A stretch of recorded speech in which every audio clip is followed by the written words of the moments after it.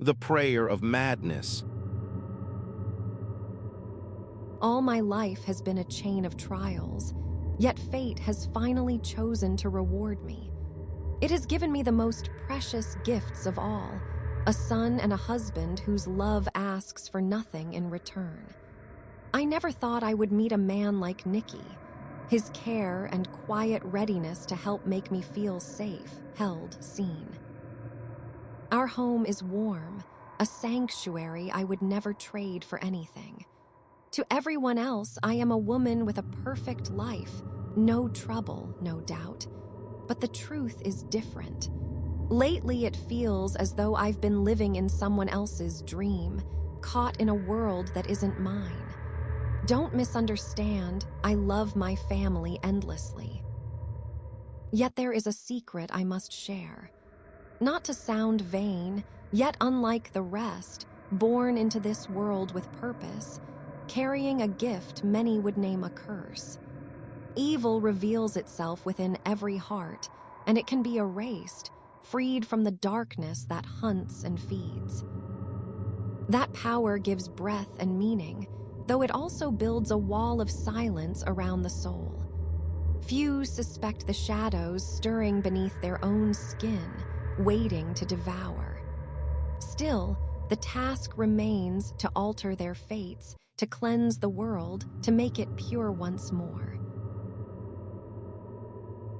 A memory carved in fire, the moment my calling revealed itself.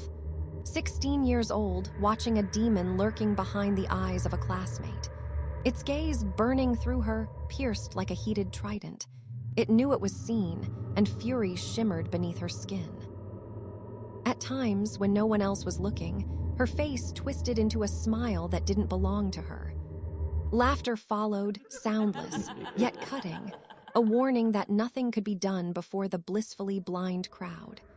One afternoon, the classmate was invited home, a decision the heart itself demanded. Hands moved with care, binding the vessel of corruption before the rite could begin. But fate intervened.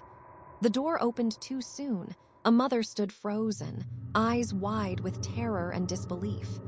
Faith had never lived in her, nor understanding. Panic shattered the sacred moment, the ritual undone in an instant. Sirens followed, then uniforms, questions, betrayal dressed as concern. They called it help. They called it protection. Yet good intentions are punished all the same. That soul could have been saved, cleansed, made pure once more.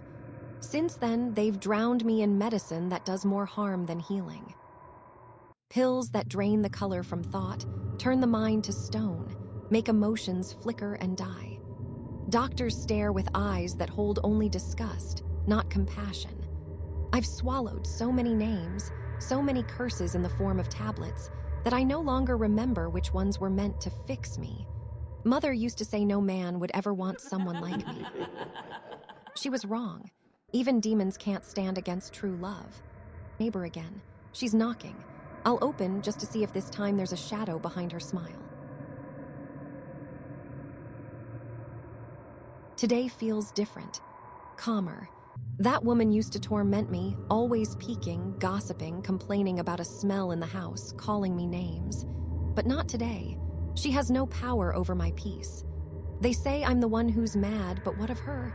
Always watching, always talking, pretending to be perfect. I know she's been eyeing Nicky, but he would never look at someone like her. He knows who I am better, purer.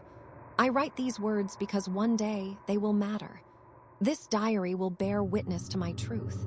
People will come looking for pieces of me here to understand what it means to carry a gift, what it means to be a judge.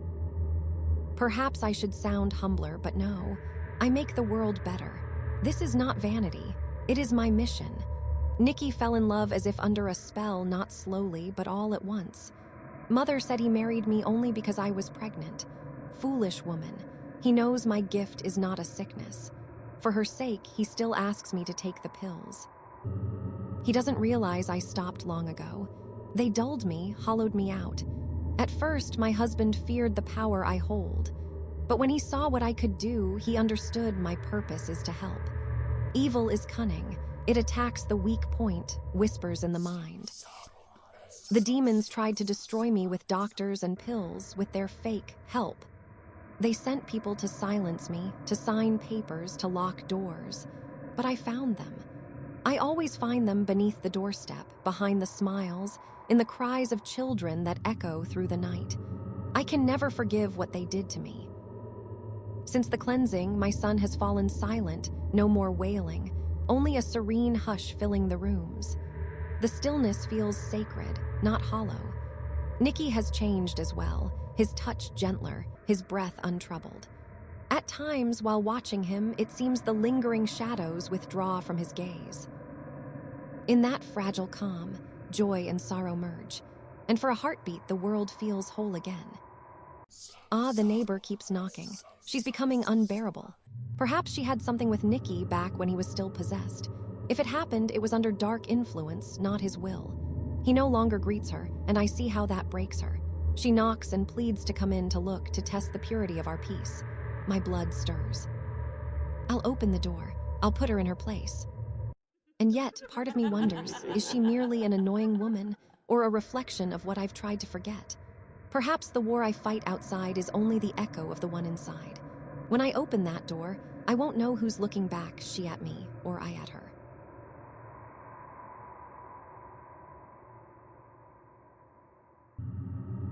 You wouldn't believe what happened. That snake dared to threaten me in my own home, said she would call the police because I wouldn't let her see Nicky and the baby. It's none of her concern. My child is calm now, no longer crying. I freed him from the darkness that gripped him. What could she possibly understand?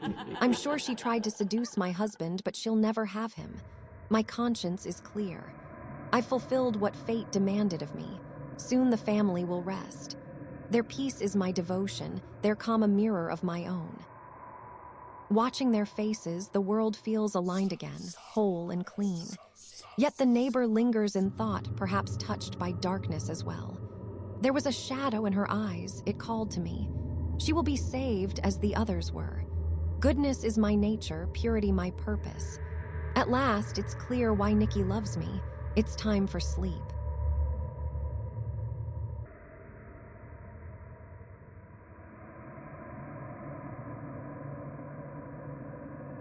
The next morning, police arrived after a call from the worried neighbor. The stench met them before they even entered. No answer. They broke the door. Silence filled the rooms. In the bedroom, on the tangled sheets, they found a young woman curled between two bodies, her husband and her child, both decomposing, eaten by worms. Only a diary on the bedside table could tell the story, or at least the version she believed. Excerpt from the report of Dr. I. Todorov, Department of Forensic Psychiatry. Patient ND, 29 years old, was admitted after police intervention following complaints of odor and lack of response from her residents. She was found in bed between the corpses of her husband and infant son, in advanced decomposition. The patient appeared calm and smiling, claiming her husband and son are just asleep. Upon separation, she became violent, shouting that Demons are trying to take them again. a diary was found describing exorcisms, cleansings, and liberation from darkness. The handwriting was neat and consistent, suggesting a fully structured belief system detached from reality. The patient continues to insist that Nicky and the baby are only sleeping deeply, and that they'll have breakfast together tomorrow. Despite treatment, there is no sign of awareness regarding the events. During the last interview, she whispered, You don't see them, do you? But they're watching. They're smiling at me. The diary was submitted for psycholinguistic analysis. Its final line reads, If anyone reads this, know that I succeeded. The demons are gone. Our home is saved. Nicky and the baby sleep deeply, peacefully, forever.